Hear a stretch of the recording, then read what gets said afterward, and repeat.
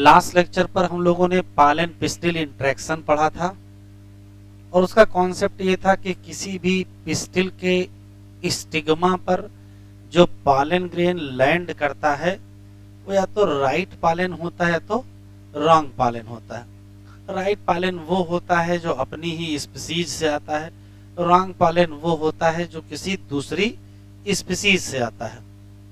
अगर राइट पालन होता है तो पोस्ट पॉलिनेशन इवेंट प्रमोट होते हैं, जैसे पॉलन जर्मिनेशन होगा, पॉलन ट्यूब फॉर्मेशन होगा, फर्टिलाइजेशन होगा।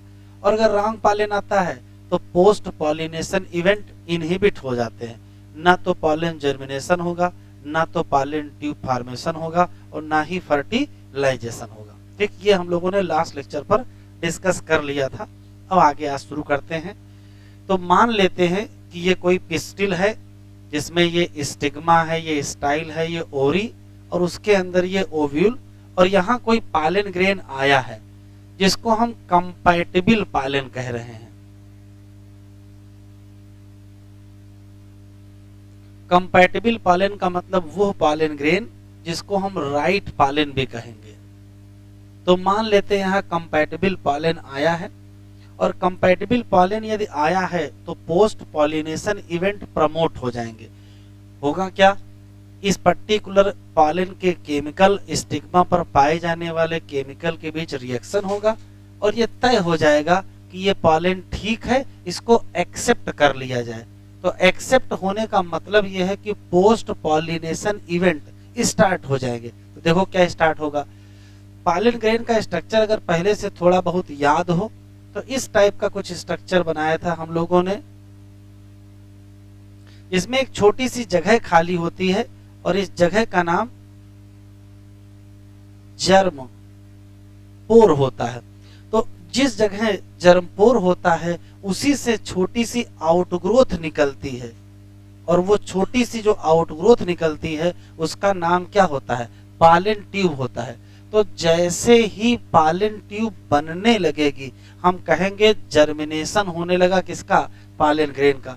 बस यहाँ एक दो क्वेश्चन है विशेष। जो पॉलन ग्रेन यहाँ आई है उसमें सेल कितनी होती है? तो दो ऑप्शन है कि या तो 2 सेल होंगी या तो 3 सेल होंगी। यदि ये 2 सेल की पॉलन ग्रेन है, यदि ये 2 सेल की पॉलन ग्रेन है तो एक होगी जनरेटिव, एक होगी वेजिटेटिव। तो जब पॉलन जर्मिनेशन स्टार्ट होगा तभी जनरेटिव सेल में डिवीजन हो जाएगा और 2 मेल गैमीट बन जाएंगे। एक ऑप्शन तो ये है, और दूसरा ऑप्शन है कि भाई आने वाली पॉलन ग्रेन 3 सेल में हो। 3 सेल में होने का मतलब है पहले से ही मेल गैमीट मौजूद है। तो सवाल यहाँ ये बनता है कि जो 2 मेल गैमीट हैं वो पॉलन जर्मिनेशन के दौरान बनेंगे कि पहले से ही मौजूद होंगे? तो कहोगे दोनों ऑप्शन है। यदि 2 सेल पे आए हैं तो पॉलन जर्मिनेशन के दौरान ये बनेंगे, और ये 3 सेल में आए हैं तो जैसे ही पॉलन ट्यूब बनेगी उसमें पहले शुरुआत से ही क्या होंगे, मौजूद होंगे मेल गैमेट। तो वो डिपेंड करता है कि किस स्थिति में आया है। पॉलन पिस्टिल इंटरेक्शन हेडिंग में ये 2 लाइनें लिखी हैं कि जैसा कि आपको पहले से पता है कि जो पॉलन ग्रेन यहाँ लैंड करता है उसमें या तो 2 सेल होंगी या तो 3 सेल होंगी। यदि 2 सेल स्टेज तो जनरेटिव और वेजिटेटिव होंगे, तो जनरेटिव सेल डिवाइड करके 2 मेल गैमीट बनाएगी जैसे ही पॉलन ट्यूब आउटग्रोथ स्टार्ट होगी। और अगर ये 3 सेल होगी तो कोई दिक्कत नहीं है, शुरुआत से ही पहले से ही मेल गैमीट क्या होंगे, प्रेजेंट होंगे। ये अलग से रटने वाला सवाल है। चाहे मेल गैमीट ताजे ताजे बनाए गए हों चाहे पहले से ही बने हों, होगा क्या, जो ये पॉलन ट्यूब होगी उसी में हमको क्या मिलेंगे, 2 मेल गैमीट बनेंगे। पॉलन ट्यूब जैसे जैसे बनेगी पहले स्टिग्मा के टिश्यू को पार करेगी, फिर धीरे धीरे स्टाइल के टिश्यू को पेनिट्रेट करते हुए ये इलांगेट करती जाएगी और अंततः कहाँ पहुंचेगी, ओवरी के पास पहुंचेगी। अब जब ये ओवरी के पास पहुंचेगी तो जो पॉलन ट्यूब है वो इंटर करेगी ओव्यूल में थ्रू द माइक्रोपाइल। ओव्यूल अगर थोड़ा बहुत याद हो आपको तो किसी पर्टिकुलर ओव्यूल की स्थिति ये होती है कि इसके ऊपर पाए जाते हैं क्या, इसके ऊपर पाए जाते हैं इंटेगुमेंट, और ये होता है उसका फिलामेंट, इस जगह का नाम क्या होता है? माइक्रोपाइल होता है। तो इसी जगह से क्या होगी? पालन ट्यूब अंदर जाएगी। तो पालन ट्यूब अंदर कहां से जाएगी? तो आंसर देंगे माइक्रोपाइल। आपके लेवल पर तो सिर्फ माइक्रोपाइल ही याद रखिएगा, अगर आप हायर लेवल में पढ़ेंगे तो पता चलेगा कि पालन ट्यूब का ओव्यूल में जो एंट्री है वो अलग अलग जगह से होती है। कभी माइक्रोपाइल से भी एंट्री होती है, कभी चलाजा से भी एंट्री हो जाती है, मतलब इधर से भी एंट्री हो सकती है, और कभी यहाँ से एंट्री कर देते हैं बीच से इंटेगुमेंट पार करते हुए। तो अलग मसला है, अलग अलग स्पीसीज में पालन ट्यूब की एंट्री अलग अलग तरीके से होती है। माइक्रोपाइल से होती है तो भी सही है, चलाजा से होती है तो भी सही है, और इंटेगुमेंट से होती है तो भी सही है। हाँ, मेनली या मोस्टली क्या होती है तो कहोगे माइक्रोपाइल से होती है। तो देखिए हुआ क्या, कंपैटिबल पालन आया। जैसे कंपैटिबल पालन आया, ये तय हो गया कि ये सही पालन है, तो पोस्ट पॉलिनेशन इवेंट को प्रमोट करेंगे। पालन जर्मिनेट होगी। जर्मिनेशन का मतलब है पालन ट्यूब निकलेगी किसके थ्रू? तो कहोगे जर्म पोर के थ्रू। हाँ, उस पर्टिकुलर पालन ट्यूब जब वो बन रही होगी तो या तो शुरुआत से ही उसमें 2 मेल गैमीट होंगे, नहीं तो भी ताजे ताजे बनाए गए होंगे। लेकिन वो मेल गैमीट होंगे कहाँ? इसी पालन ट्यूब में होंगे।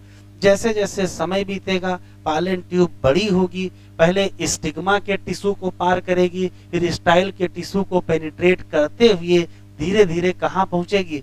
ओवरी में पहुंचेगी। और जब ये ओवरी में पहुंचेगी तो इसको ओव्यूल में एंट्री करना है, किसके थ्रू?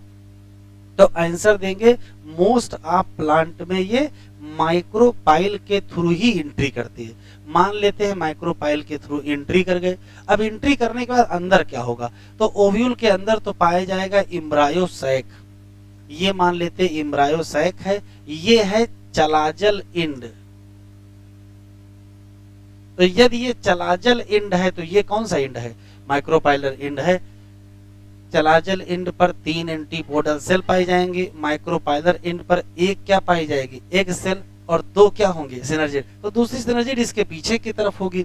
तो माइक्रोपाइलर एंड पर सिनर्जिड सेल के माइक्रोपाइलर एंड की तरफ क्या पाया जाता है? Filiform apparatus. पहले से ही पता है, वैज्ञानिकों ने बता रखा क्या कि जो पालन ट्यूब है इसको एम्ब्रायोसैक में एंट्री करना है। स्पेशली किस जगह? तो कहोगे सिनर्जिड सेल में ही एंट्री करना है। तो यहां से जब पहले ओव्यूल के अंदर जाएंगे तो ओव्यूल के अंदर कहां पहुंचेंगे? तो कहोगे एम्ब्रायोसैक में एंट्री करना है। एम्ब्रायोसैक में कहां एंट्री करना है? तो कहोगे सिनर्जिड सेल में।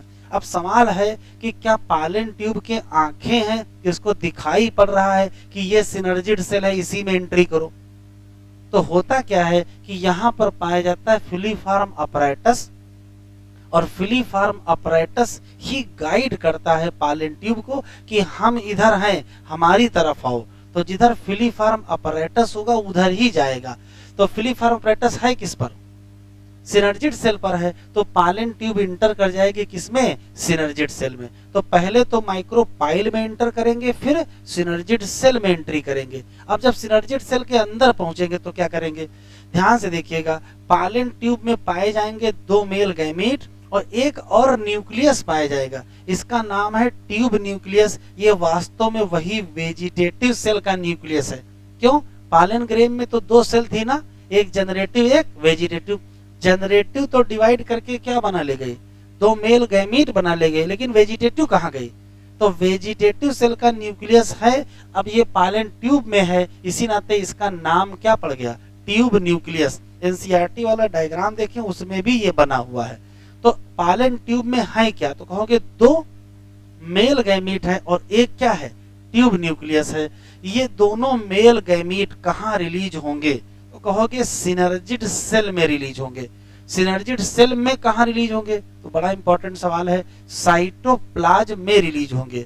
तो कहाँ रिलीज होंगे? तो कहोगे सिनर्जिड सेल के साइटोप्लाज्म। मान लेते हैं कि ये 2 मेल गैमीट हैं और ये दोनों मेल गैमीट कहाँ रिलीज हो गए?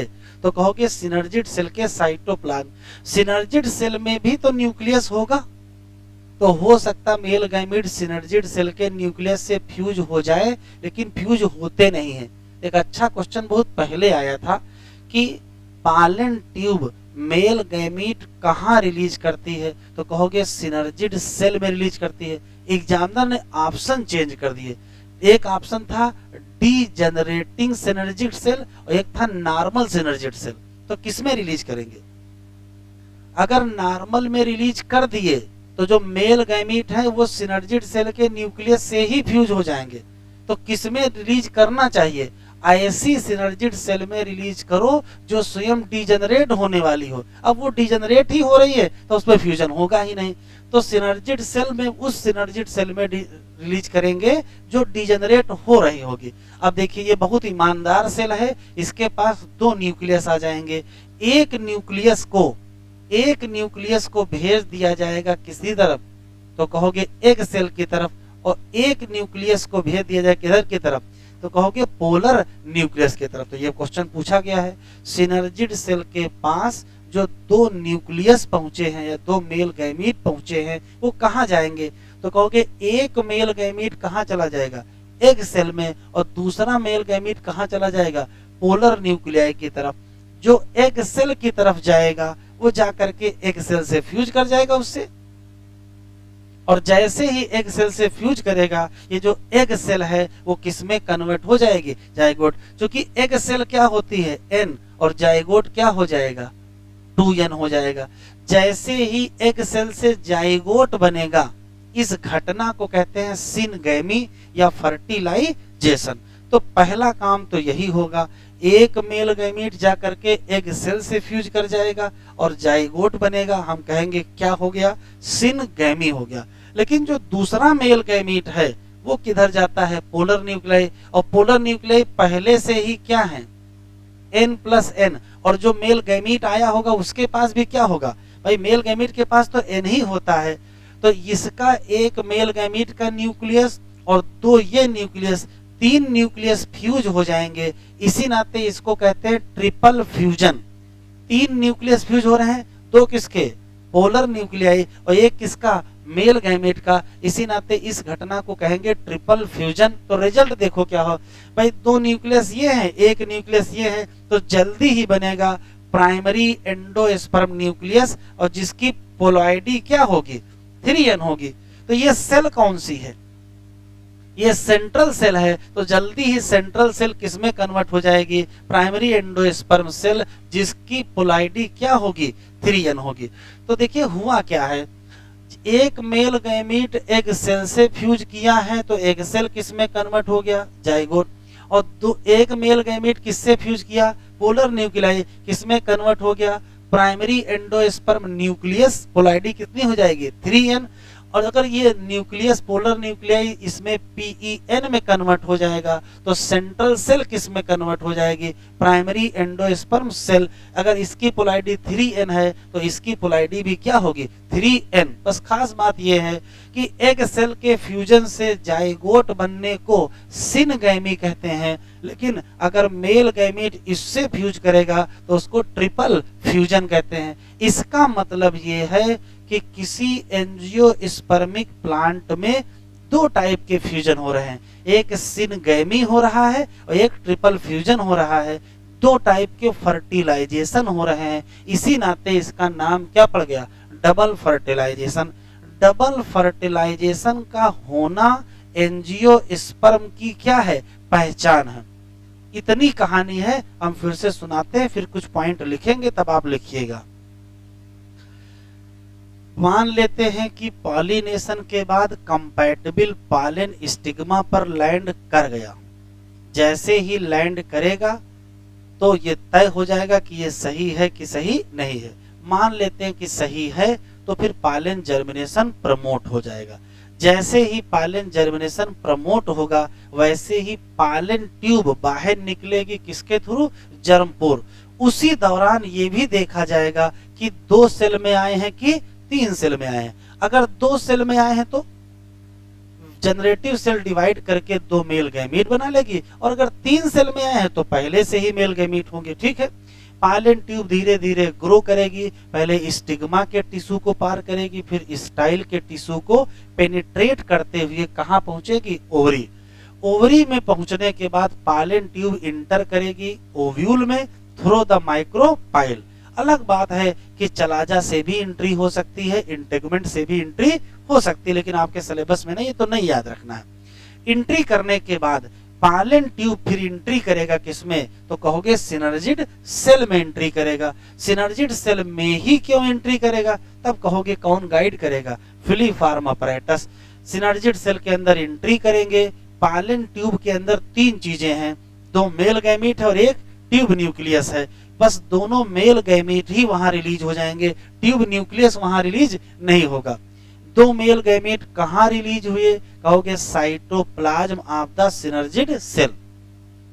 सिनर्जिड सेल के साइटोप्लाज्म में रिलीज होने के बाद एक मेल गैमेट कहां जाएगा, तो कहोगे एग सेल के पास जाएगा, उससे फ्यूज करेगा, डिप्लॉयड जाइगोट बनेगा, प्रोसेस का नाम सिन गैमी। लेकिन जो दूसरा मेल गैमेट है वो चला जाएगा सेंट्रल सेल के पोलर न्यूक्लियाई की तरफ, उससे फ्यूज करेगा, तो बनेगा क्या, प्राइमरी एंडोस्पर्म न्यूक्लियस। चूंकि तीन न्यूक्लियस फ्यूज हुए हैं, इसी नाते इसका नाम triple fusion.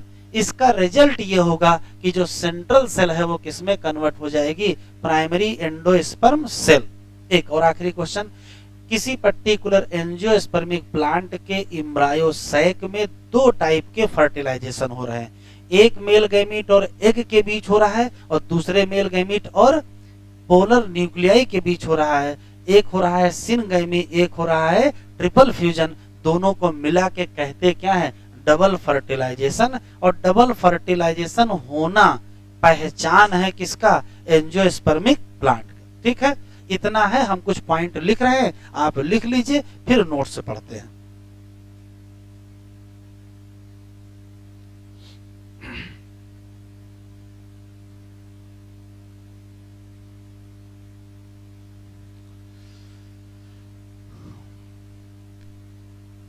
After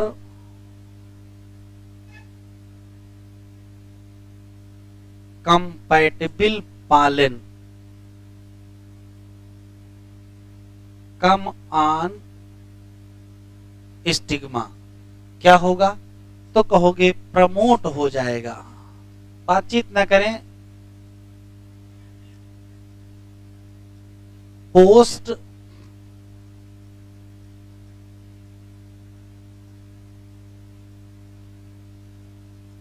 pollination event. और पोस्ट पॉलिनेशन इवेंट में क्या प्रमोट होगा, तो दो मेन चीजें होती हैं, एक तो होता है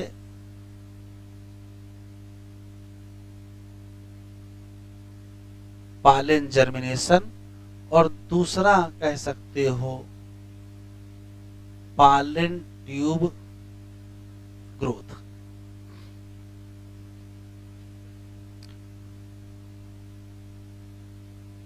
ड्यूरिंग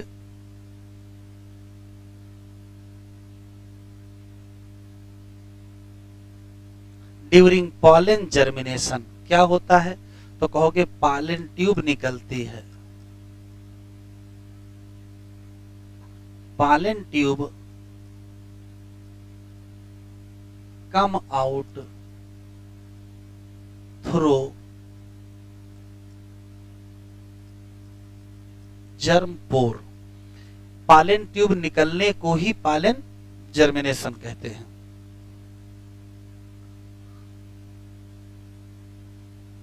अगर पॉलिन ग्रेन दो सेल की है तो फिर जर्मिनेशन के दौरान ही क्या बनेगा, दो मेल गैमीट बनेंगे। और अगर तीन सेल पे आई है तो शुरुआत से ही पालन ट्यूब में दो मेल गैमीट पाए जाएंगे। तो इफ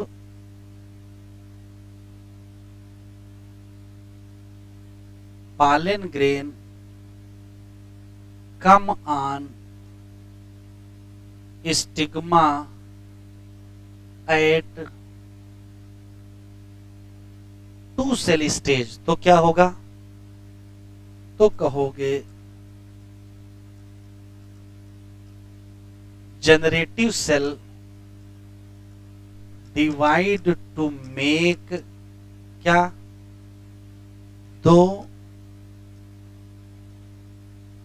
मेल गैमीट। और ये घटना कब होगी, ड्यूरिंग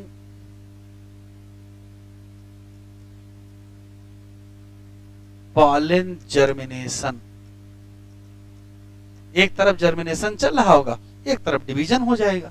लेकिन यदि if pollen grain come on stigma at किस स्टेज पर, 3 सेल स्टेज पर। तो इसका मतलब क्या है, इसका मतलब है कि 2 मेल गैमीट बिगिनिंग से ही, शुरुआत से ही हमको पॉलन ट्यूब में मिल जाएंगे। तो कहोगे 2 male gamete present in pollen tube at very beginning। तो ये अच्छा सवाल है। शुरुआत से ही 2 मेल गैमीट किस में मौजूद होंगे और थोड़ी देर बाद बनेंगे। तो कहोगे जिसमें 3 सेल में होंगे उसमें शुरुआत से ही होंगे, नहीं तो बाद में बनेंगे ही।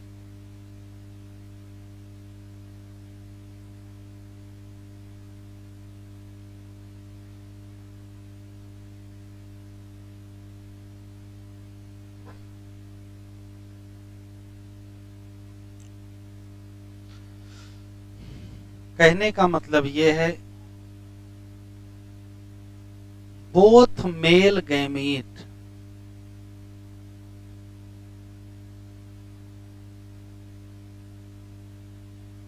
कैरीड बाय किसके द्वारा, पॉलन ट्यूब।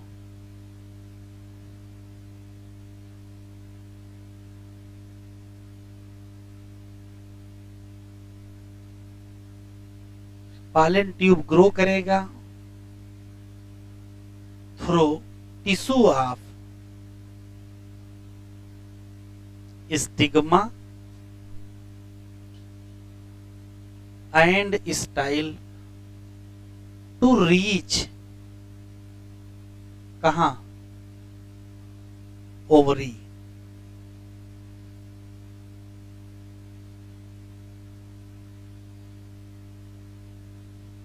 फिर क्या होगा, फिर होगा ये कि पॉलन ट्यूब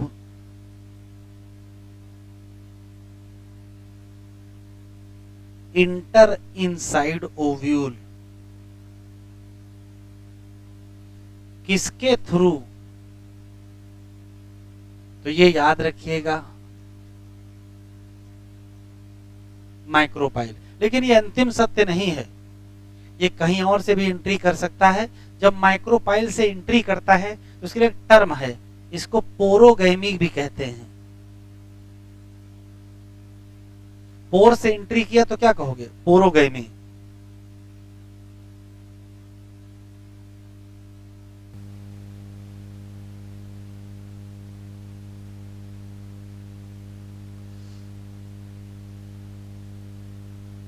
लिखते चलें, पॉलन ट्यूब रिलीज करेगा क्या,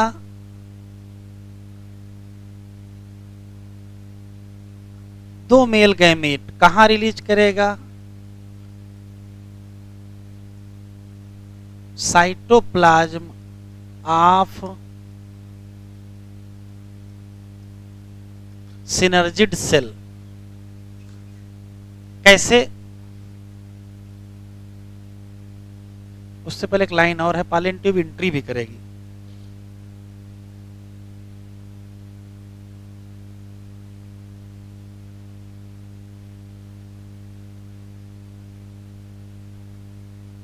pollen tube enter in synergid cell by guidance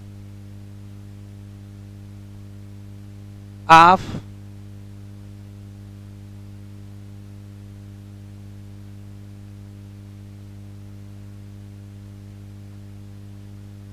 फिलीफार्म apparatus.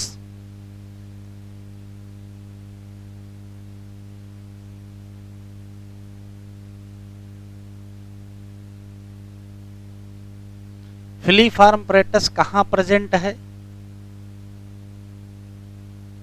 present at micropylar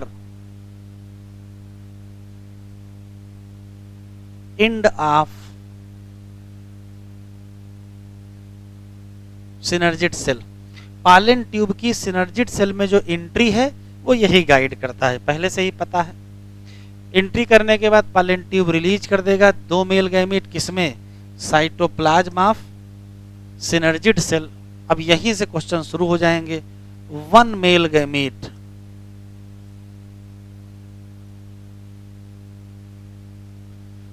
कहां पहुंच जाएगा? तो कहोगे move toward egg cell, move in egg cell. Result क्या होगा? फ्यूजन होगा। बनेगा क्या? डिप्लॉयड जाइगोट बनेगा। और इस फ्यूजन को कहोगे क्या? तो इसको सिनगैमी कहते हैं। लेकिन एक और मेल गैमीट है जो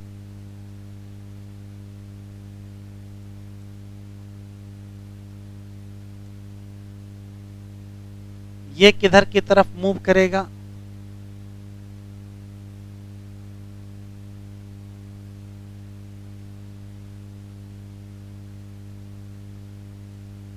पोलर बॉडीज, और उनसे फ्यूजन हो जाएगा। तो बनेगा क्या? तो बनेगा ट्रिप्लॉयड प्राइमरी एंडोस्पर्म न्यूक्लियस बनेगा। उधर बॉडी का है, पोलर न्यूक्लियाई लिखो, गलत हो गया है। उधर बॉडी तो अलग है, पोलर न्यूक्लियाई। यहां जो फ्यूजन होता है, इस फ्यूजन को क्या कहते हैं? तो इसी को कहते हैं ट्रिपल फ्यूजन। ये एसर्शन रीजन में भी आ जाएगा। इस फ्यूजन का नाम ट्रिपल फ्यूजन है, ये एसर्शन है। कारण? तो कहोगे 3 हेप्लॉइड न्यूक्लियस फ्यूज हुए हैं। 3 न्यूक्लियस फ्यूज, तभी नाम इसका क्या है? Triple fusion.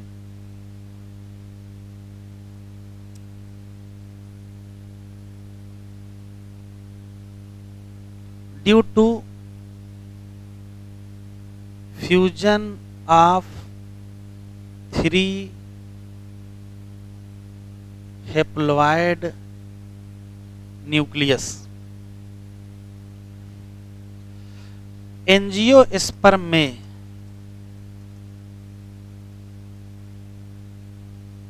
एम्ब्रायोसैक में क्या होता है? 2 टाइप फ्यूजन। कौन कौन से? तो पहले से ही पता है, सिनगैमी एंड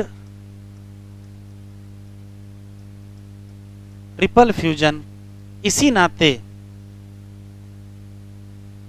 नाते इसको कहते हैं डबल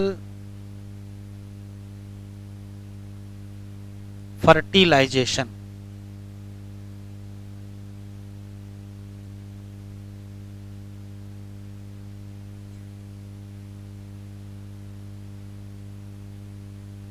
शुरू करें।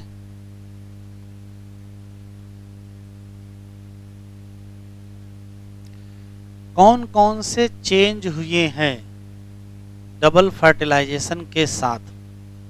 तो वो चेंज ध्यान से सुनेंगे। एग सेल जाइगोट में कन्वर्ट हो गया। एक polar nuclei primary endosperm nucleus में चेंज हो गए। Central cell primary endosperm cell में चेंज हुए। एंटीपोडल सेल धीरे धीरे डीजनरेट हो जाएंगे। एंटीपोडल सेल धीरे धीरे डीजनरेट हो जाएंगे। और सिनर्जिड सेल और फिलीफॉर्म अपैरेटस वो भी धीरे धीरे डीजनरेट हो जाएगा। उसके बाद और कौन चेंज आएंगे? तो उसके बाद जितने भी चेंज आएंगे उनको कहेंगे पोस्ट फर्टिलाइजेशन इवेंट एनसीईआरटी में हेडिंग है पोस्ट फर्टिलाइजेशन इवेंट। तो अभी डबल फर्टिलाइजेशन के साथ क्या क्या बदलाव है पहले वो लिख लेते हैं। यहां तक सबका हो गया। Changes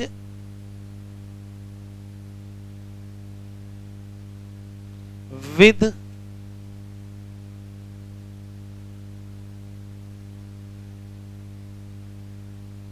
double fertilization. सबसे पहला चेंज जो एग सेल था क्या, एन कन्वर्ट हो गया किसमें, जाइगोट, कैसा, 2n। दूसरा चेंज पोलर न्यूक्लियाई कैसी थी, n+n, चेंज होकर के क्या बन गया, प्राइमरी एंडो स्पर्म न्यूक्लियस, कैसा, 3n। शॉर्ट फॉर्म में इसको PEN कहते हैं। तीसरा क्या चेंज हुआ है, तीसरा जो सेंट्रल सेल थी वो n+n थी, किसमें कन्वर्ट हो गई, प्राइमरी एंडोस्पर्म सेल, और ये भी कैसी हो गई, 3n की। चौथा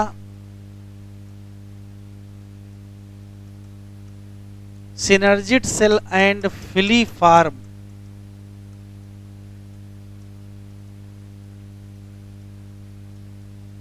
अपरेटस, ये सब क्या हो जाएंगे, डीजेनरेट। पांचवा एंटीपोडल सेल, ये भी क्या हो जाएंगे, डीजेनरेट। तब ये क्वेश्चन आया है कि कौन हेप्लॉयड है, कौन डिप्लॉयड है, कौन ट्रिप्लॉयड है।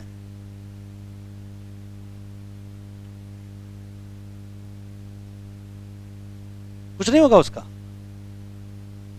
6 नंबर,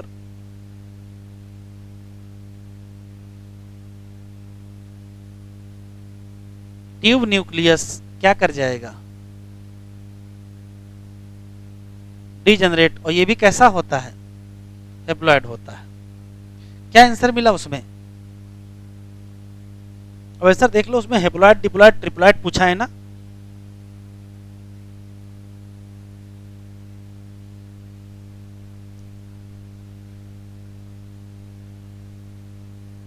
शुरू करें।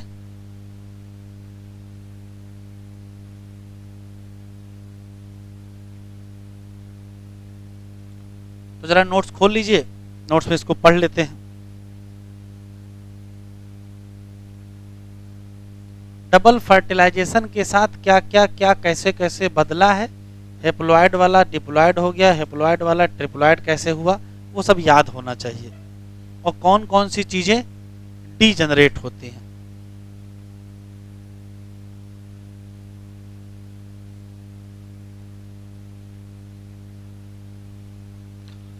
तो जो कि एनसीईआरटी ओपन नहीं हो रही है तो इसी नोट से पढ़ लेते हैं, और सारी लाइनें एनसीईआरटी की ही हैं, एक दो एक्स्ट्रा पॉइंट है इसमें।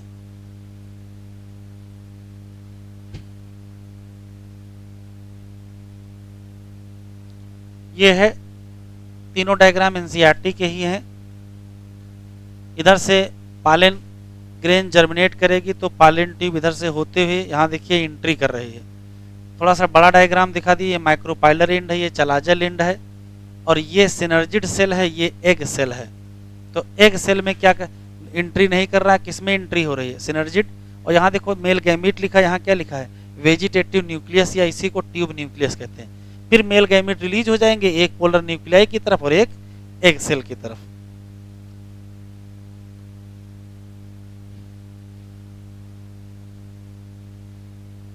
आफ्टर कंपैटिबल पॉलिनेशन मतलब राइट पालन आ गया, पालन ग्रेन जर्मिनेट करेंगे स्टिग्मा और प्रोड्यूस करेंगे पालन ट्यूब थ्रू, किसके थ्रू, तो चाहो गर्म बोर। कंटेंट ऑफ पालन ट्यूब सॉरी कंटेंट ऑफ पालन ग्रेन मूव करेगा पालन ट्यूब में, और पालन ट्यूब ग्रो करेगी पहले किसके टिश्यू से, तो पहले स्टिग्मा के टिश्यू से, फिर स्टाइल के टिश्यू से, और अंततः कहाँ पहुंचेगी, ओवरी। पालन tube after reaching the ovary inter करेगा किसमें, ओव्यूल, किसके थ्रू, माइक्रोपाइल, फिर इंटर करेगा दोनों सिनर्जिड की एक सिनर्जिड, तो कहोगे एक सिनर्जिड सेल में, और किसके थ्रू इंटर करेगा, फिलीफॉर्म अपरेटस।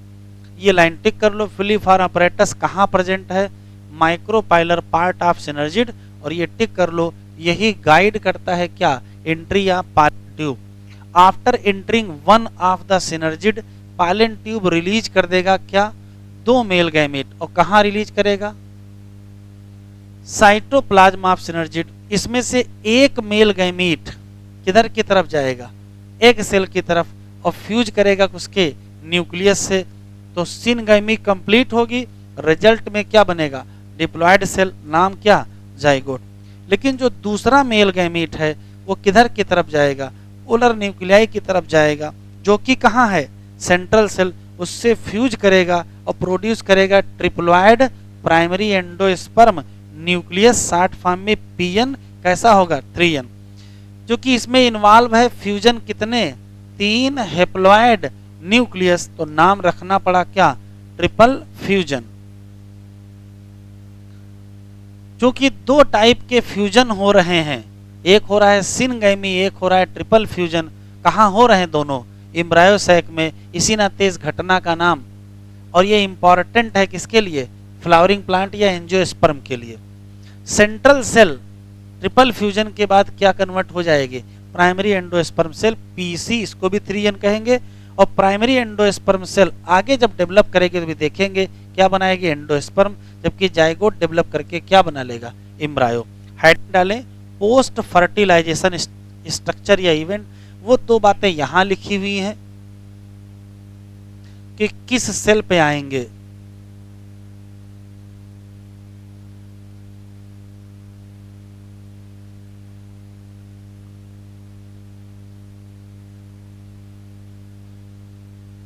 चलो ढूंढ लेंगे कहाँ लिखी है बाद में, आप ढूंढ लीजिएगा। हेडिंग डालिए, post fertilization structure and event. Fertilization के बाद कौन कौन से स्ट्रक्चर बनेंगे और कौन कौन से इवेंट होंगे, तो ये इंपॉर्टेंट है। इस बार एक क्वेश्चन इस हेडिंग से भी आया है।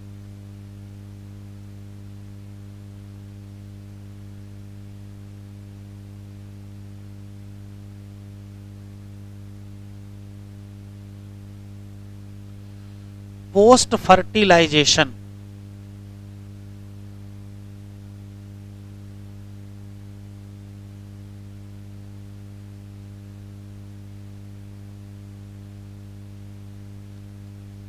Post fertilization event.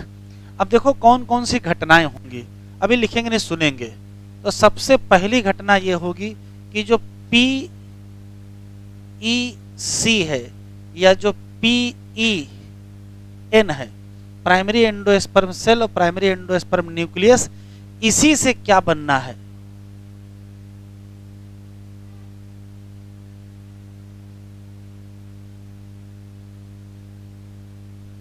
तो ये एंडोस्पर्म डेवलपमेंट कैसे होगा अलग पढ़ेंगे। दूसरी जो घटना होनी है, जो जाइगोट है उसी से क्या बन जाना है, एम्ब्रायो, तो ये घटना कौन सी हो जाएगी, एम्ब्रायो डेवलपमेंट। तो 2 तो मेन घटनाएं होनी है, जाइगोट से बना लेना है एम्ब्रायो, और प्राइमरी एंडोस्पर्म सेल और उसके न्यूक्लियस से बना लेना है एंडोस्पर्म। लेकिन सिर्फ इतना ही नहीं होगा, और भी बहुत सारे चेंज हो जाएंगे। तीसरा चेंज देखो क्या होगा, जो ओव्यूल है वो सीड के डेवलपमेंट में चला जाएगा। ओव्यूल से क्या हो जाएगा, सीड बन जाएगा। एक और चेंज होगा, जो ओवरी है वो फ्रूट डेवलपमेंट में हो जाएगी। तो देखिए 4 घटनाएं फिर हो गई, endosperm development, embryo development, seed development और फ्रूट डेवलपमेंट। तो ये 4 तो मेन घटनाएं हैं। और देखो क्या चेंज होगा, अगर थोड़ा बहुत याद हो तो ओव्यूल में पाया जाता है न्यूसेलस, ओव्यूल में पाया जाता है न्यूसेलस। इसका क्या होगा? तो ये डीजनरेट हो जाएगा। इन जनरल ये अभी लिखो नहीं, ये डीजनरेट हो जाता है। कुछ विशेष केस में ये बचता है तो वो तो एक्सेप्शन हो गए, सामान्यतः न्यूसेलस डीजनरेट हो जाएगा। अच्छा, एक और चीज, ओव्यूल में पाए जाते हैं इंटेगुमेंट, नहीं पाए जाते हैं, इंटेगुमेंट पाए जाते हैं, वो कहां चले जाएंगे? तो जो इंटेगुमेंट है वो बना लेते हैं सीड कोट। भाई जब ओव्यूल कन्वर्ट होगा सीड में तो ओव्यूल का इंटेगुमेंट कन्वर्ट हो जाएगा किसमें? सीड कोट में कन्वर्ट हो जाएगा। अच्छा, क्या क्या डीजनरेट हो जाएगा, क्या क्या डीजनरेट हो जाएगा पूरी तरीके से? तो देखो, एंटीपोडल सेल डीजनरेट और synergid cell degenerate, tube nucleus degenerate हो जाएगा। और क्या क्या डीजनरेट हो जाएगा? तो अभी बहुत सारी, देखिए फ्लावर की स्थिति ये होगी जब फर्टिलाइजेशन हो जाता है, जब सीड बनने लगता है तो ना तो कैलिक्स की आवश्यकता बचती है ना तो कोरोला, तो सेपल और पेटल दोनों सूख के क्या करेंगे? गिर जाएंगे। एंड्रूसियम के जो स्टेमेन होंगे उनका भी तो काम नहीं बचा है, अगर होंगे तो वो भी क्या हो जाएंगे? फॉल ऑफ हो जाएंगे। स्टिग्मा स्टाइल भी सूख के गिर जाएगी, सिर्फ क्या बचेंगे? ओरी, और ओरी से क्या कन्वर्ट हो जाएगा? फ्रूट। तो क्या क्या डीजनरेट हो जाएगा?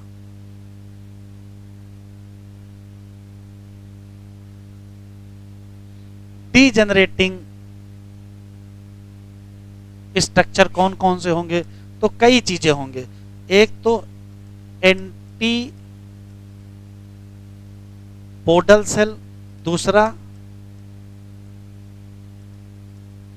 सिनर्जिड सेल, तीसरा ट्यूब न्यूक्लियस, चौथा स्टिग्मा और स्टाइल, ड्राई कामा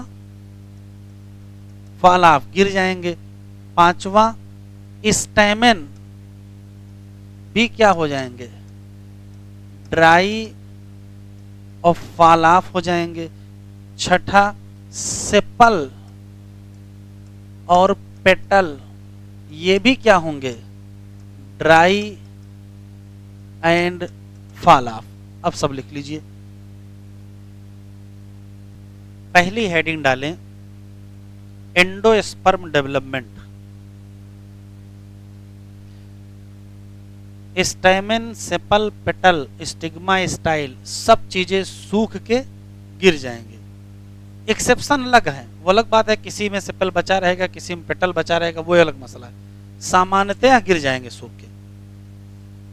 हेडिंग डालिए, एंडोस्पर्म डेवलपमेंट।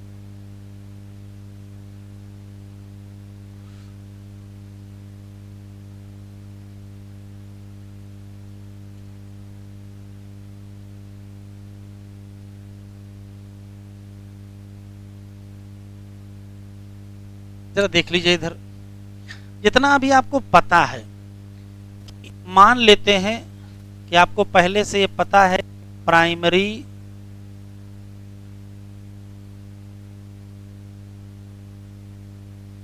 एंडोस्पर्म सेल, जिसकी पोलैरिटी क्या होती है? 3n, और इसी में क्या होता है? प्राइमरी एंडो, अभी लिखो नहीं, न्यूक्लियस, जिसकी पोलैरिटी भी क्या होती है? 3n होती है, और इसी से बनना है क्या?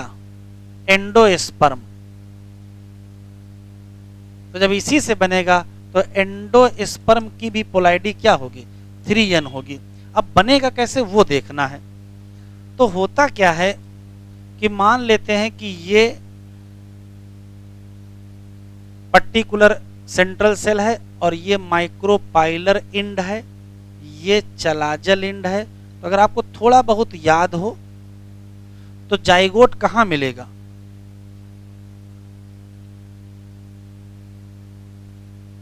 तो जाइगोट तो माइक्रोपाइलर इंड की तरफ ही मिलेगा, और ये है PEN और ये है PEC। ये क्या है? PEC और ये क्या है PEN, पहले से पता है कि इसकी पोलैरिटी क्या है 3N है। तो होता क्या है कि जब एंडोस्पर्म बनना होता है तो प्राइमरी एंडोस्पर्म न्यूक्लियस में तेजी से माइटोटिक डिवीजन होता है, वो भी फ्री न्यूक्लियर डिवीजन, 1 से 2, फिर 2 से 4, 4 से 8, 16, 32, 64, ऐसे बहुत सारे न्यूक्लियस बन जाएंगे। तो थोड़ी देर बाद स्थिति ये होगी कि इसमें होगा फ्री न्यूक्लियर डिवीजन,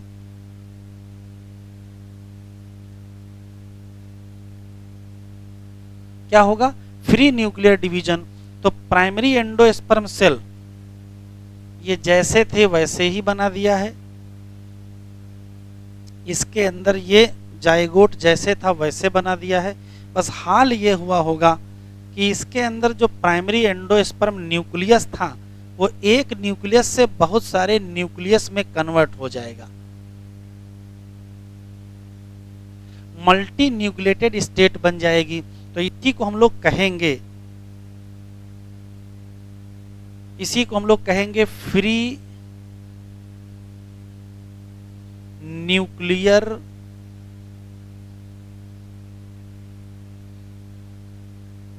एंडोस्पर्म। एक क्वेश्चन पूछा गया है, इसमें कितने न्यूक्लियस होंगे,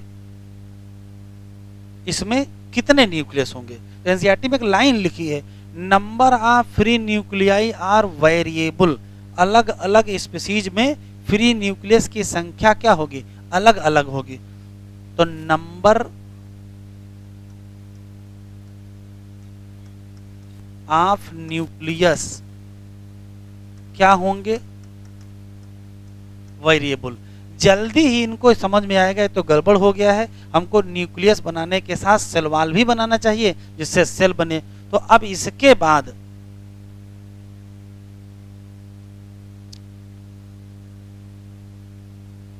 सेल वॉल फॉर्मेशन होगा, और जैसे ही सेल वॉल फॉर्मेशन होगा वैसे हाल देखो क्या हो जाएगा। ये प्राइमरी एंडोस्पर्म सेल है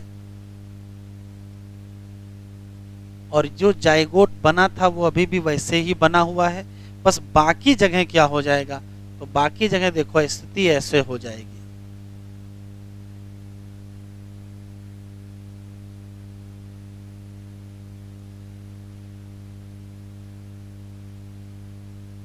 और ये देखिए ढेर सारे न्यूक्लियस के चारों तरफ क्या बन गए, सेल वॉल बन गए।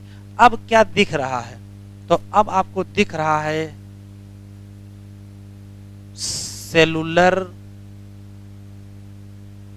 एंडोस्पर्म, और ये क्या है, ये जाइगोट है। तो क्वेश्चन ये है कि most common type of endosperm formation कैसा होगा, तो कहोगे पहले होगा फ्री न्यूक्लियर डिवीजन, बनेगा क्या, फ्री न्यूक्लियर एंडोस्पर्म, फिर होगा सेल वॉल फॉर्मेशन, फिर बन जाएगा क्या, सेलुलर एंडोस्पर्म। एक चीज और दिख जानी चाहिए, यहां देखो अभी जाइगोट ही लिखा है, यहां भी अभी ये जाइगोट है, और वहां भी क्या है, जाइगोट। मतलब एंडोस्पर्म बन गया लेकिन अभी जाइगोट जाइगोट ही के फॉर्म में है। तो एक क्वेश्चन यहाँ एसर्शन रीजन में है कि पहले किसका फॉर्मेशन करोगे, जाइगोट से एम्ब्रायो पहले बनाना शुरू करोगे कि एंडोस्पर्म बनाना शुरू करोगे। तो कहोगे एंडोस्पर्म बनाना शुरू करेंगे। तो जैसे आप ये तो कोई आंसर पूछेगा क्यों, ये क्वेश्चन लिखा है एनसीईआरटी में कि आखिर पहले एंडोस्पर्म क्यों बनाना शुरू करते हैं, तो उसके पीछे लॉजिक ये है कि देखिए ओव्यूल के अंदर न्यूट्रिएंट किसके पास है, ओव्यूल के अंदर न्यूट्रिएंट है न्यूसेलस के पास, लेकिन न्यूसेलस धीरे धीरे क्या हो रहा होगा, डिजनरेट। तो डेवलप होने वाले एम्ब्रायो को नरिशमेंट कौन देगा, तो कोई ना कोई व्यवस्था तो होनी चाहिए। तो नेचर ने यहाँ व्यवस्था की है कि जाइगोट से एम्ब्रायो थोड़ा देर में बना लेंगे, थोड़ा सा पीछे बना लेंगे, आगे आगे क्या बना लेते हैं, एंडोस्पर्म। तो आगे आगे एंडोस्पर्म बनाएंगे, पीछे पीछे क्या बनाएंगे, एम्ब्रायो। क्योंकि एंडोस्पर्म बनता चलेगा तो वो न्यूट्रिशन देगा, तो कहाँ से देगा। तो एक लाइन यहाँ काम की लिखी है कि जब प्राइमरी एंडोस्पर्म सेल से एंडोस्पर्म टिश्यू बनेगा तो उसकी जितनी सेल होंगी, यहाँ जितनी भी दिख रही हैं, ये एंडोस्पर्म सेल हैं, सब के सब क्या होंगे, ट्रिप्लॉइड, और इसमें ढेर सारा क्या होगा, ढेर सारा इसमें क्या पाया जाएगा, रिजर्व फूड। तो जो एंडोस्पर्म सेल होंगे उसमें ढेर सारा रिजर्व फूड होगा। इसी नाते आगे आगे अब थोड़ी देर बाद जाइगोट से फिर क्या बनाना शुरू करेंगे, अब इसी जाइगोट से एम्ब्रायो बनाना शुरू करेंगे। तो आगे आगे क्या बनेगा, एंडोस्पर्म, और पीछे पीछे क्या बनेगा, तब आंसर क्या देंगे, जाइगोट से एम्ब्रायो। तो कौन पहले होगा कौन बाद में होगा, तो एंडोस्पर्म फॉर्मेशन पहले होगा, एम्ब्रायो फॉर्मेशन बाद में होगा। क्यों होगा, तो कहोगे बनने वाले एम्ब्रायो को नरिशमेंट कौन देगा, तो आंसर क्या देंगे, एंडोस्पर्म, क्योंकि उनके पास क्या है, ढेर सारा रिजर्व फूड। इतना लिखो पहले। चलो 2-3 लाइनें हम लिख रहे हैं, लिख डालो।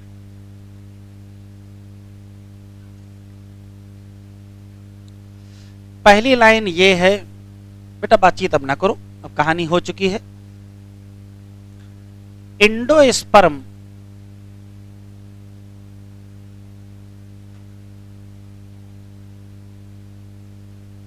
डेवलपमेंट पहले होगा कि बाद, पहले। तो प्रीसीड एनसीईआरटी में लिखा है, प्रीसीड एम्ब्रायो डेवलपमेंट। एनसीईआरटी में लिखा है कि ऐसा क्यों, इसके आगे हवाई लगा है, तो आगे लिख देते हैं बिकाज एंडोस्पर्म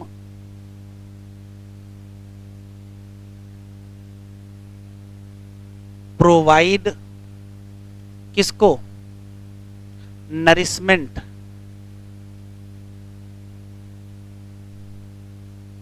टू, बेटा बातचीत ना करो, डेवलपिंग एम्ब्रायो। दूसरा, प्राइमरी एंडोस्पर्म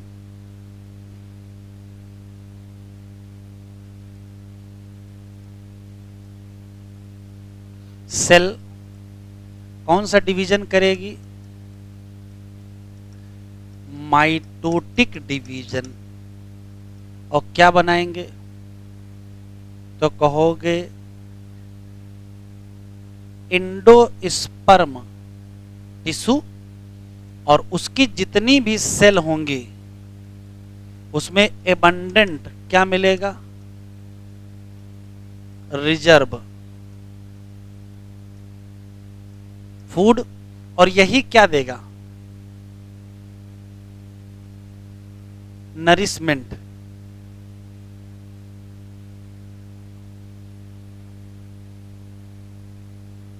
ठीक, वापस most common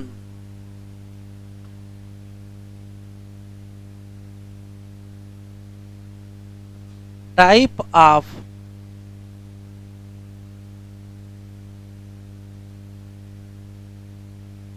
endosperm formation. Endosperm formation का जो कॉमन टाइप है वो ये है कि PEN जाएगी किसमें, फ्री न्यूक्लियर डिवीजन। पहले बनेगा न्यूक्लियर एंडोस्पर्म, फिर बनेगा सेलुलर एंडोस्पर्म। तो क्या होगा, PEN किसमें जाएगी, फ्री न्यूक्लियर डिवीजन। क्या बनेगा, न्यूक्लियर एंडोस्पर्म।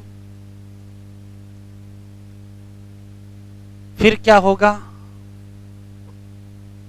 Cellular endosperm.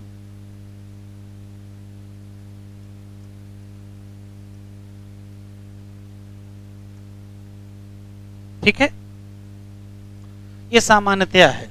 और डिवीजन कौन सा होगा, तो डिवीजन माइटोटिक ही होगा। एक स्पेशल क्वेश्चन याद रखना है,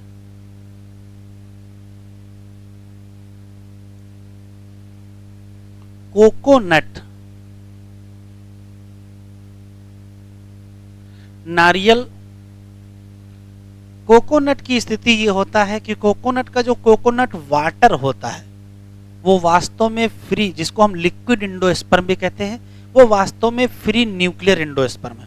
लेकिन उसकी जो गरी होती है, जिसको कर्नेल कहते हैं, कोकोनट कर्नेल, कोकोनट कर्नेल क्या है? तो आंसर देंगे वो सेलुलर एंडोस्पर्म। तो कौन है जिसमें न्यूक्लियर और सेलुलर दोनों पाए जाएगा? तो आंसर क्या देंगे? कोकोनट। तो कोकोनट में जो कोकोनट मिल्क है, उस कोकोनट मिल्क की खास बात क्या है? ये है लिक्विड एंडोस्पर्म या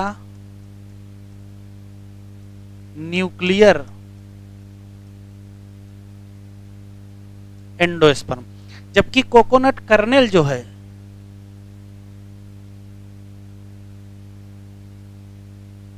जिसको गरी कहते हैं, वो क्या है?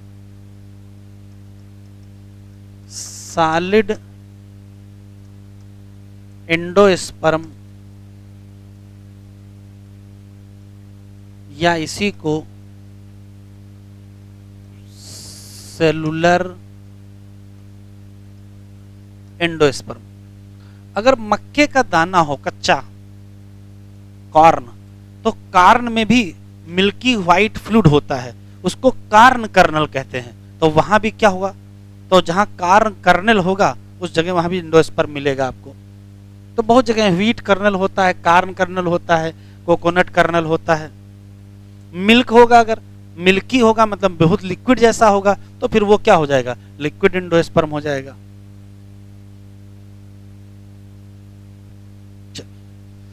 जरा ये बताओ कि एंडोस्पर्म का भविष्य क्या है, क्यों बन रहा है? तो अभी बताएं, एंडोस्पर्म का एक ही भविष्य है कि पीछे पीछे जो एम्ब्रायो बन रहा है वो क्या करेगा? उसी से न्यूट्रिशन लेगा। तो जब पूरी तरीके से एम्ब्रायो डेवलप हो जाएगा, तब तक ओव्यूल सीड में भी तो कन्वर्ट हो जाएगा, नहीं कन्वर्ट हो जाएगा? ये लिख लिया आप लोगों ने? जरा देख लीजिए, बिल्कुल लिखिएगा नहीं, साइड हेडिंग केवल डाल लीजिए।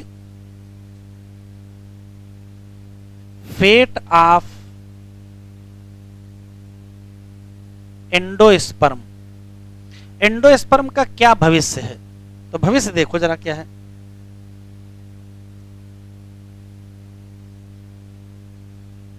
इधर देखो बेटा, जैसे मान लेते हैं कि ये ओव्यूल है, अभी लिखिएगा नहीं कुछ। ओव्यूल के अंदर ये एम्ब्रायो सैक है, एम्ब्रायो सैक के अंदर ये माइक्रोपाइलर एंड पर क्या है? जाइगोट है। तो यहां क्या बन जाएगा? ये धीरे धीरे किस में कन्वर्ट हो जाएगा? एंडोस्पर्म में कन्वर्ट हो जाएगा। ये एंडोस्पर्म है, ये जाइगोट है, समय बीतेगा, जाइगोट से क्या बनेगा? एम्ब्रायो बनेगा। जैसे जैसे ये एम्ब्रायो में कन्वर्ट होता जाएगा, ये किसको यूज करेगा? ये एंडोस्पर्म को यूज करेगा, अभी तो बताया हमने आपको। तो भविष्य क्या है एंडोस्पर्म का?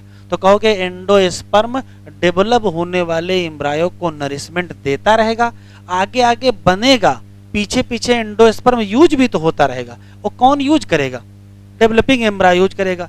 जैसे जैसे समय बीतेगा, धीरे धीरे ये ओव्यूल किस में कन्वर्ट हो जाएगा? सीड में कन्वर्ट हो जाएगा। और सीड के अंदर क्या मिलेगा? एम्ब्रायो मिलेगा। अब ये बताओ, इस सीड में एंडोस्पर्म मिलेगा कि नहीं?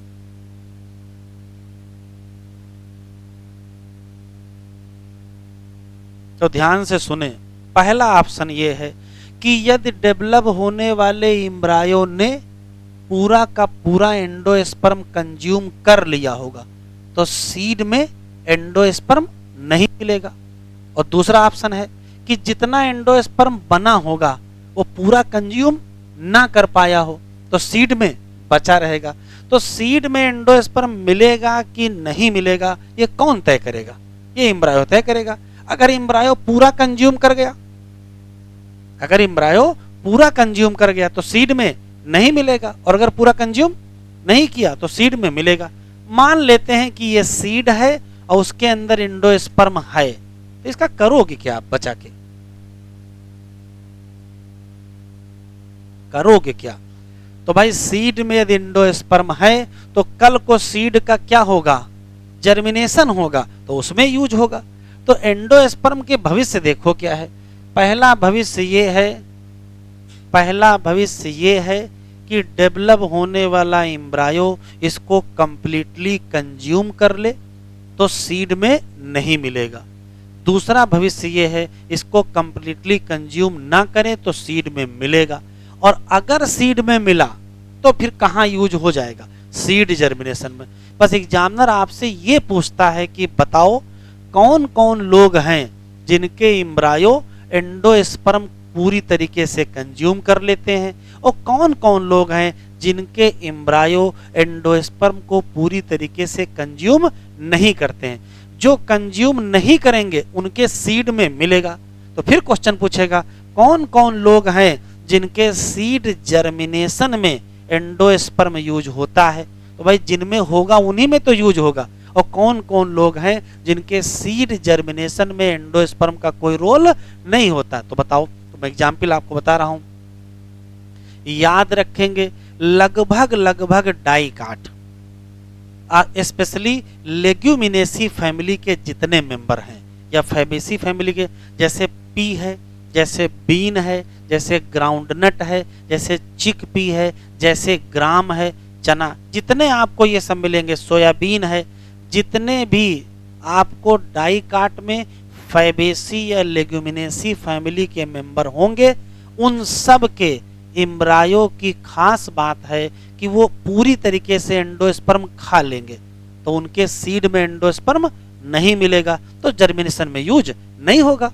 लेकिन जैसे कि कौन कौन, तो कहोगे वीट है, राइस है, मेज है, कैस्टर है, या कोकोनट देख ही रहे हो सामने, इन सब में जो एम्ब्रायो होगा वो एंडोस्पर्म को पूरी तरीके से कंज्यूम नहीं करेगा। अगर कंज्यूम नहीं करेगा तो कहाँ मिल जाएगा, सीड में मिल जाएगा। और अगर सीड में मिल गया तो कहाँ इस्तेमाल होगा, सीड जर्मिनेशन में यूज होगा। Concept clear? तो जैसे लिख रहा हूं वैसे लिखिएगा।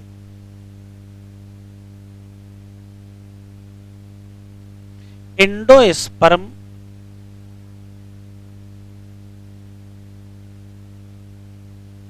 provide nutrition to developing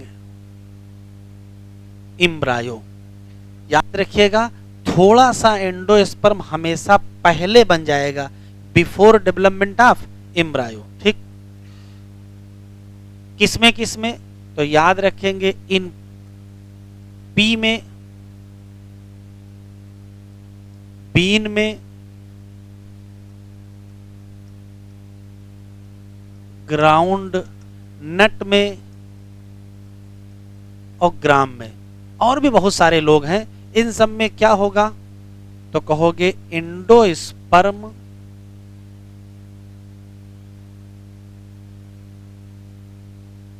completely consume by developing embryo, पूरी तरीके से कंज्यूम हो जाएगा। तो रिजल्ट बताओ क्या होगा, रिजल्ट होगा कि no endosperm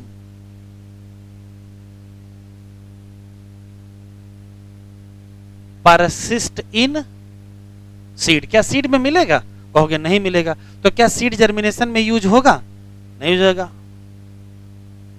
no endosperm use in seed germination. लेकिन बदल दिया कौन कौन में, कौन कौन में, तो याद रखेंगे कैस्टर में, ये एक्सेप्शन है, कैस्टर में, कोकोनट में, अनाज जैसे व्हीट में, राइस में, मेज में, और भी बहुत सारे हैं, इन सब में क्या होगा? बताओ, एंडोस्पर्म कंप्लीटली कंज्यूम होगा? कहोगे नहीं। और अगर कंप्लीटली कंज्यूम नहीं होगा तो फिर हमको सीड में मिलेगा, और अगर सीड में मिलेगा तो सीड जर्मिनेशन में यूज होगा। Endosperm not completely used by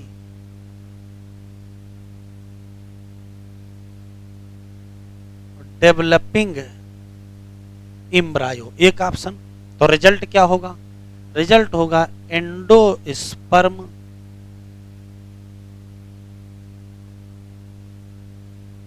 कहां मिलेगा? परसिस्ट इन, किसमें? सीड। इसका मतलब एंडोस्पर्म यूज इन, कहां यूज हो जाएगा?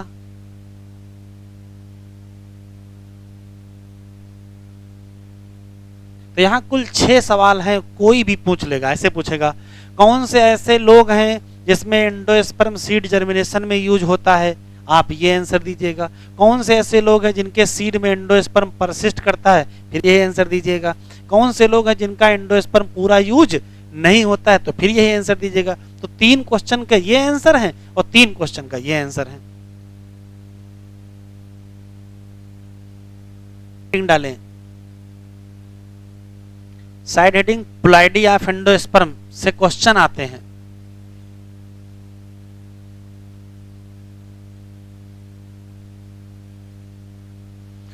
प्लॉइडी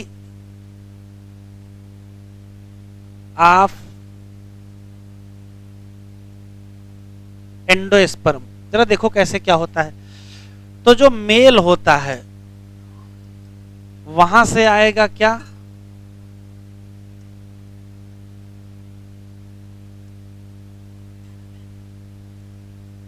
देख लो, वरना भी सवाल लिखाएंगे तो निकाल नहीं पाओगे। और जो फीमेल है वहां से लेंगे पोलर न्यूक्लियाई। मेल गैमीट होगा N और पोलर न्यूक्लियाई होगा N+N। N+N कहो चाहे 2N, बात तो एक ही है। मेल पौधा कैसा होता?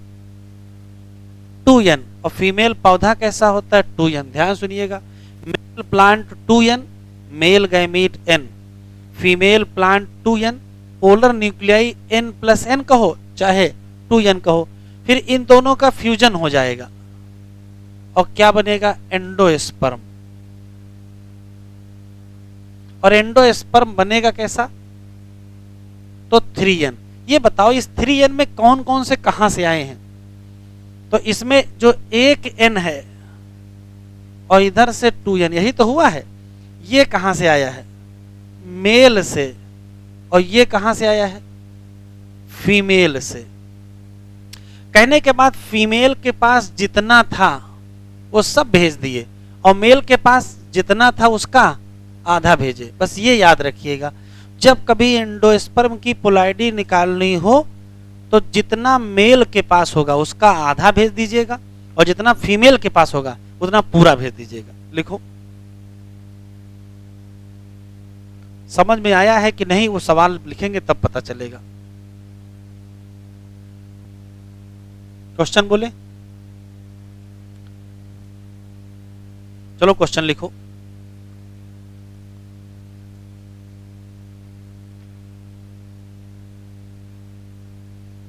Diploid male plant cross with diploid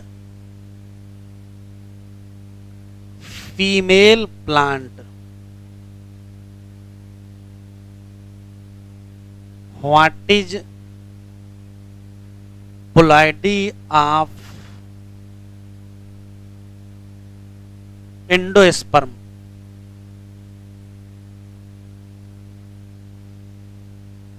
देखो कैसे निकालेंगे।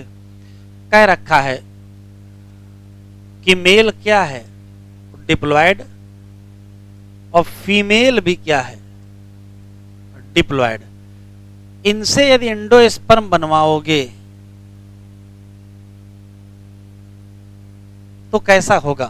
तो अभी मैंने बताया कि मेल के पास जितना होगा उसका आधा, मतलब यहां कितना पहुंचा, n पहुंचा, और फीमेल के पास जितना होगा उसका पूरा। तो इसके साथ क्या लिख दोगे, 2n, तो जुड़ के कितना हो जाएगा, 3n। तो इसका आंसर कितना आएगा, 3n। क्वेश्चन बदलेंगे, आंसर बदलेगा। Diploid male plant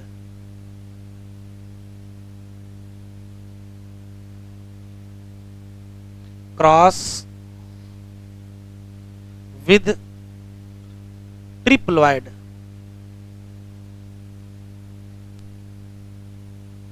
female plant, what is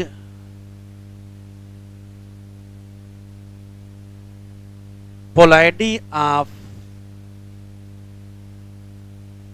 endosperm. तो फिर वैसे निकालेंगे, मेल कितना है बेटा, 2n, और फीमेल, तो फीमेल पहले से ही क्या है, 3n है। और जब एंडोस्पर्म बनाओगे तो अभी मैंने आपको बताया है कि जितना मेल में होगा उसका आधा, मतलब यहां क्या लिख दोगे, n, और जितना फीमेल में होगा उसका कंप्लीट जोड़ दोगे, तो कितना यहां जोड़ दोगे, 3n। तो आंसर क्या आ जाएगा, 4n। तो एंडोस्पर्म हमेशा 3n नहीं होता है, एंडोस्पर्म 3n तब होता है जब फीमेल क्या होती है, 2n। ठीक है, फीमेल की पोलैरिटी बदल दो या मेल की पोलैरिटी बदल दो, अभी एंडोस्पर्म की पोलैरिटी क्या हो जाएगी, चेंज हो जाएगी।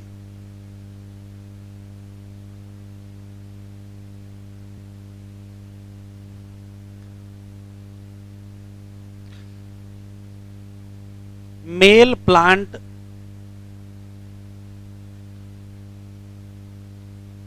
Root cell, male plant root cell है, बेटा बातचीत ना करो, है 14 chromosome, while female plant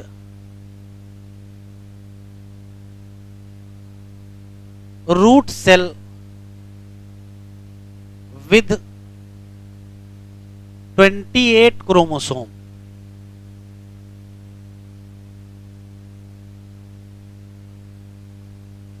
What is number of chromosome in endosperm cell?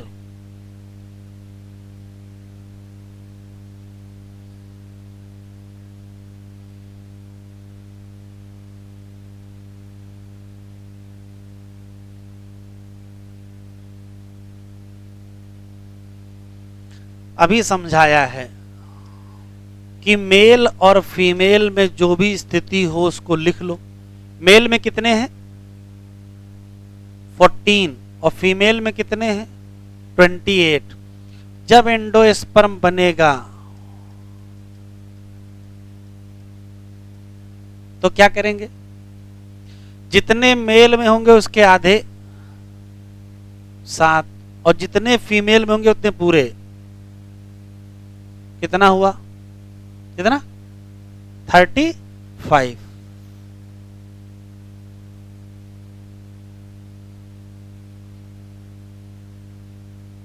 गलत है क्या? चलो क्वेश्चन बदलो।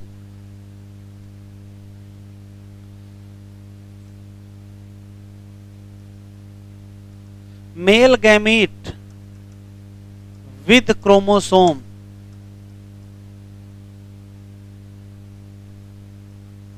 (14)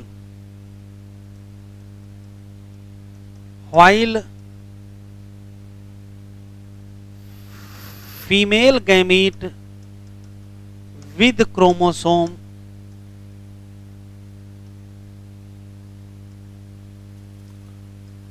28। 28.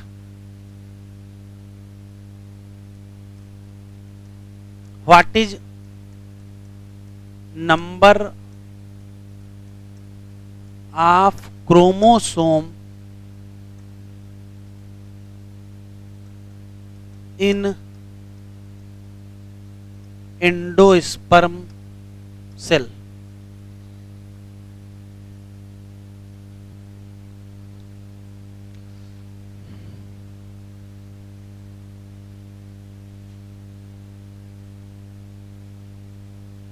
मेल गैमीट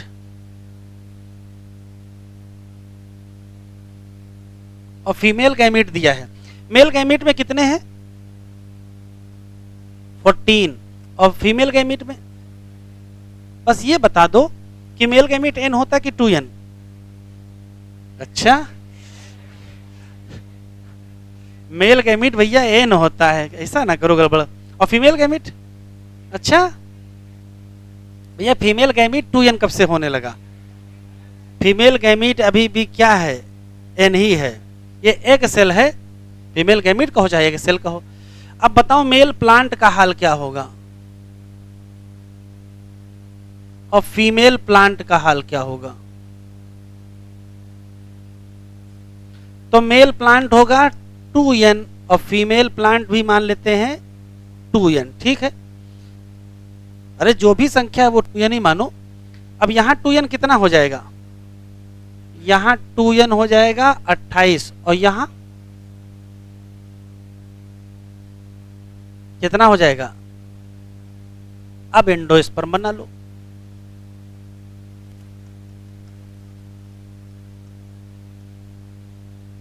अभी बताया एंडोस्पर्म बनाने में मेल के पास जितने कुल लिख दोगे तो इधर 28 जोड़ दोगे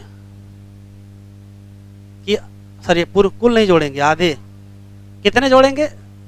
14 और प्लस और जितने हैं ये कितना हुआ? आ गया 70। सही है, लिखो। क्या किया? गैमीट से प्लांट निकाल लिया, बस उसके बाद आगे सही है।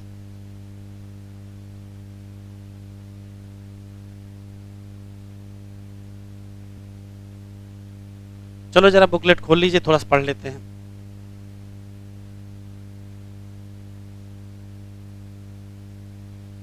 पोस्ट फर्टिलाइजेशन में क्या क्या होगा? तो कह रहा है डबल फर्टिलाइजेशन के बाद बहुत सारे घटनाएं, जैसे सबसे पहले क्या बनाओगे? एंडोस्पर्म, और क्या? एम्ब्रायो डेवलपमेंट, और क्या? ओव्यूल से सीड बना लोगे और ओवरी से फ्रूट बना लोगे। यही सब मेनली पोस्ट फर्टिलाइजेशन इवेंट है। सबसे पहले endosperm formation. Endosperm development preceded, देखो लिखा है एम्ब्रायो डेवलपमेंट। क्यों? क्योंकि एंडोस्पर्म को देना है क्या? नरिशमेंट। किसको? डेवलपिंग एम्ब्रायो को। टिक कर लीजिए। प्राइमरी एंडोस्पर्म जब सेल डिवाइड करेगी, माइटोटिक की मियोसिस, माइटोटिक डिवीजन, तो बनेगा क्या? Endosperm tissue. Cell of endosperm tissue क्या है? रिजर्व फूड पाया जाएगा, यही नरिशमेंट में क्या है? इस्तेमाल हो जाएगा। ये टिक कर लो। Most common type of endosperm development. Endosperm development के कई और भी तरीके हैं, अगर डिटेल में पढ़ोगे तो 3 तरीके होते हैं। एक न्यूक्लियर एंडोस्पर्म फॉर्मेशन, एक सेलुलर एंडोस्पर्म फॉर्मेशन और एक हाइलोबियल एंडोस्पर्म फॉर्मेशन। 3 टाइप होते हैं, लेकिन आपके सिलेबस में नहीं है तो नहीं पढ़ना है। मोस्ट कॉमन टाइप कौन सा है? तो ऐसा जिसमें PEN किस में जाएगा? न्यूक्लियर डिवीजन, और ढेर सारे क्या बनेंगे? Free nuclei. The stage of endosperm development को कहोगे क्या? Free nuclear endosperm. बाद में क्या बनाओगे? सेल वॉल का फॉर्मेशन करोगे, जिसको कहोगे क्या? सेलुलराइजेशन। और अंततः हमको क्या मिल जाएगा? Cellular endosperm. Number of free nuclei कितने होंगे? तो कहोगे वेरिएबल होंगे। कोकोनट वाटर कहां से लो? टेंडर कोकोनट कुछ नहीं, क्या है? फ्री न्यूक्लियर एंडोस्पर्म है या लिक्विड एंडोस्पर्म है। जबकि कोकोनट, हाँ coconut water surrounded by coconut kernel, गरी बाहर बाहर होती है। और कोकोनट का व्हाइट कर्नल क्या है? तो कहोगे सेलुलर एंडोस्पर्म। एनसीईआरटी में हेडिंग नहीं है, लेकिन हमने आपको हेडिंग लिख के बता दिया है कि क्या भविष्य है। तो एंडोस्पर्म का भविष्य देखो क्या है। एंडोस्पर्म का भविष्य ये है कि एंडोस्पर्म आइदर क्या हो जाएगा, completely consume by developing embryo before seed maturation. अब सीड मैच्योरेशन से पहले पूरा ही क्या कर लिए, कंज्यूम कर लिए। तो एंडोस्पर्म का दूसरा भविष्य है या तो वो परसिस्ट हो जाएगा किसमें, मैच्योर सीड में, और अगर सीड में होगा तो कहाँ यूज होगा। यही दो तो भविष्य हैं। तो देखो पी में, ग्राउंडनट में, बीन में एंडोस्पर्म कंप्लीटली क्या हो गया, कंज्यूम। अब जब कंप्लीटली कंज्यूम हो जाएगा बिफोर सीड मैच्योरेशन, तो क्या एंडोस्पर्म सीड में मिलेगा, तो कहोगे नहीं मिलेगा, तो ना मिलेगा ना यूज होगा। लेकिन कैस्टर में, कोकोनट में, व्हीट में, राइस में, मेज में एंडोस्पर्म कंप्लीटली कंज्यूम नहीं होगा। अब जब नहीं होगा तो परसिस्ट हो जाएगा किसमें, सीड में, और जब सीड में मिलेगा तो कहाँ यूज करोगे, सीड जर्मिनेशन में यूज करेंगे। हेडिंग डालिए एम्ब्रायो, बाकी चीजें तो हमने आपको अलग से लिखा दी। एम्ब्रायो डेवलपमेंट,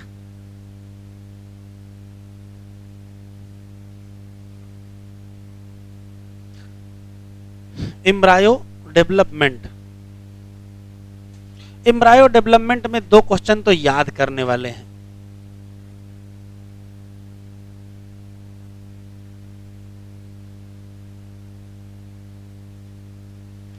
जैसे पहला सवाल ये है कि मान लेते हैं कि ये है पीईसी, पीईसी और ये माइक्रोपाइलर इंड है। तो पहला सवाल तो यही है कि जाइगोट कहां पाया जाएगा, तो कहोगे माइक्रोपाइलर इंड। तो एम्ब्रायो कहां बनेगा, तो एम्ब्रायो भी माइक्रोपाइलर इंड पर बनेगा। तो जाइगोट से ही क्या बनेगा, एम्ब्रायो बनेगा। जाइगोट कहां है, माइक्रोपाइलर इंड पर, तो एम्ब्रायो भी कहां बनेगा, माइक्रोपाइलर इंड। एक क्वेश्चन, यहां डिवीजन बताओ कौन सा होगा, तो यहां डिवीजन होगा माइटोसिस। एक क्वेश्चन। दूसरा सवाल, एम्ब्रायो बनने से पहले कि एम्ब्रायो बनने के बाद एंडोस्पर्म बनेगा, तो कहोगे कुछ न कुछ एंडोस्पर्म एम्ब्रायो बनने से पहले ही बना लेंगे। क्यों, क्योंकि उसी को क्या देना है, नरिशमेंट देना है। तो दो क्वेश्चन लिख लेंगे, एम्ब्रायो बना लीजिए, लिख लीजिए एम्ब्रायो डेवलपमेंट एट, कहां होगा, एट माइक्रोपाइलर इंड। एक question, small amount of endosperm form before start of embryo formation. Embryo बनने से पहले ही थोड़ा सा क्या बन जाएगा, एंडोस्पर्म बन जाएगा, फिर आगे आगे एंडोस्पर्म बनता जाएगा, पीछे पीछे एम्ब्रायो बनता जाएगा और वो इसको यूज करता जाएगा।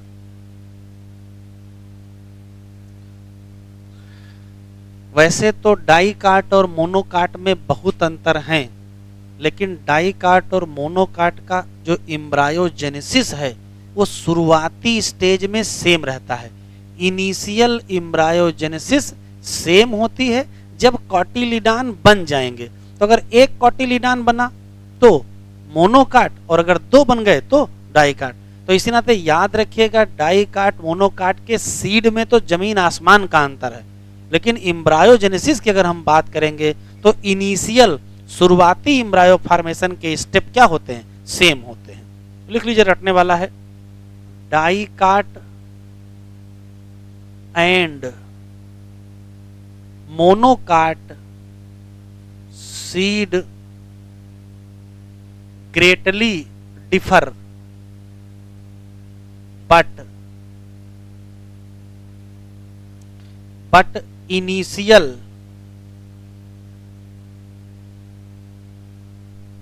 embryogenesis same in both। Initial embryogenesis क्या होती है? सेम होती है।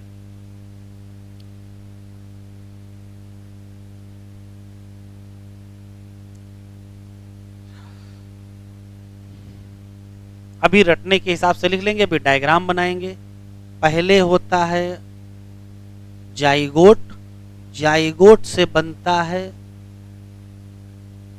प्रो एम्ब्रायो, प्रो एम्ब्रायो से बनता है ग्लोब्यूलर स्टेज, फिर हार्ट शेप एम्ब्रायो। जैसे हार्ट शेप एम्ब्रायो बना, इसका मतलब डाइकाट शुरू हो गया।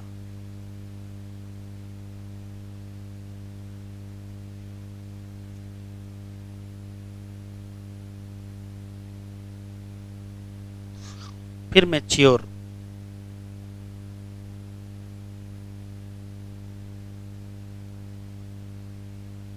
इसमें एक डायग्राम बनाना है, डायग्राम बना लेते हैं फिर देख लेते हैं।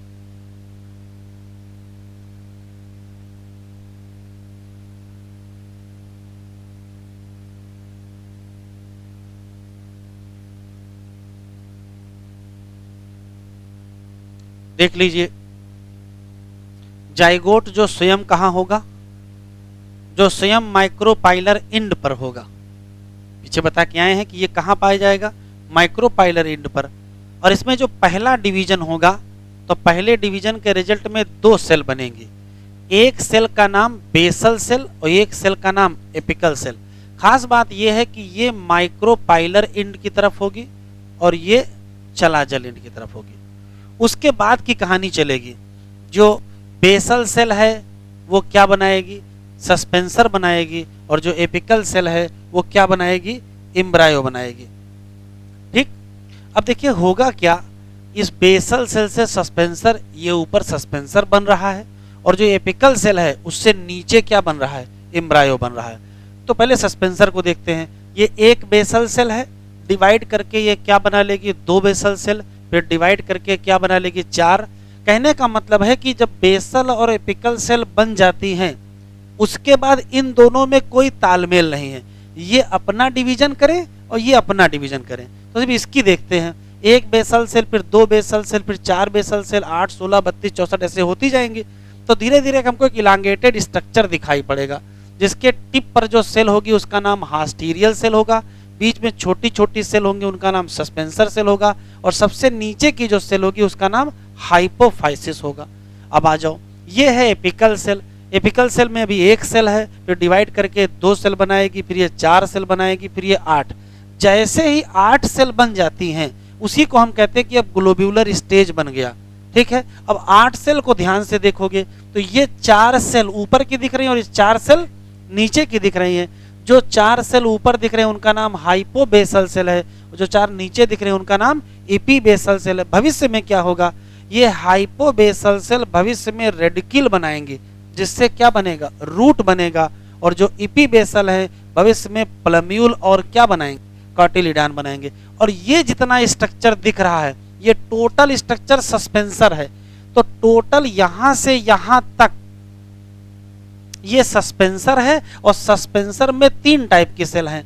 सबसे बड़ी सेल कौन सी? हास्टियल सेल। बीच में छोटी छोटी सस्पेंसर सेल जिनकी संख्या 5 से 7 होती है, और इन्हीं की सबसे नीचे की सेल का नाम हाइपोफाइसिस होता है। ये भविष्य में क्या बना लेगी? Root cap.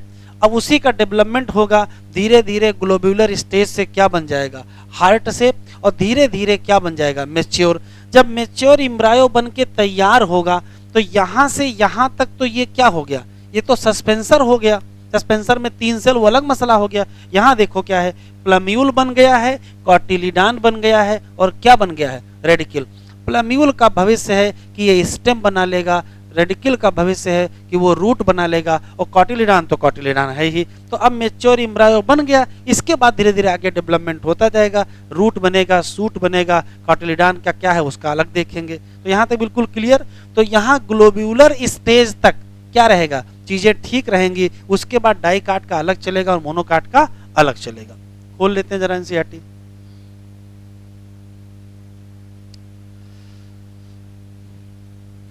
एम्ब्रायो डेवलपमेंट कहां होगा? माइक्रोपाइलर एंड पर, और वो भी कहां होगा? एम्ब्रायो सैक में, क्योंकि वही क्या है, वही जाइगोट है। ज्यादातर जाइगोट ओनली लिखा है, zygote divide only after certain amount of endosperm is form. ये क्यों? तो ये एडाप्टेशन है, क्योंकि ये सुनिश्चित करना है किसको, न्यूट्रिशन मिलता रहे किसको, डेवलपिंग एम्ब्रायो को। यद्यपि seed differ greatly in dicot and monocot, लेकिन early stage of embryo development या एम्ब्रायोजेनी सिमिलर इन बोथ, चाहे मोनोकाट चाहे डाइकाट। जाइगोट गिव राइज से, जाइगोट से क्या बनेगा, प्रो एम्ब्रायो, से क्या बनेगा, ग्लोब्यूलर, से क्या बनेगा, हार्ट, से क्या बनेगा, मैच्योर। ये छोटा डायग्राम एनसीईआरटी का ही है। जाइगोट, फिर देखो 2 सेल बना, फिर ये सस्पेंसर बना, ये देखो ग्लोब्यूलर स्टेज दिखाई पड़ रही है, फिर हार्ट शेप, अभी भी सस्पेंसर दिख रहा है, अभी भी यहाँ सस्पेंसर दिख रहा है, क्योंकि हमारा टारगेट सस्पेंसर देखना नहीं, मेन ये है। तो क्या बन गए, 3 चीजें बनी है, एक रेडिकल बन गया है, एक प्लम्यूल बन गया है, और क्या बन गया है, कॉटिलिडॉन। आगे डेवलपमेंट आगे देखेंगे। तो अगले लेक्चर पर हम लोग पढ़ेंगे डाइकाट एम्ब्रायो अलग, मोनोकाट एम्ब्रायो अलग, और उसी के साथ फिर हम लोग क्या पढ़ेंगे, सीड। इस बार एक क्वेश्चन मैचिंग में आया था, उसमें सीड का इस्तेमाल कर लिया था। तो सीड और उसके बाद फ्रूट, और फ्रूट खत्म होगा तब आ जाएगा क्या, एपोमिक्सिस एंड पॉलीमरोनी। एक लेक्चर बचा, अगले लेक्चर पढ़ा देंगे।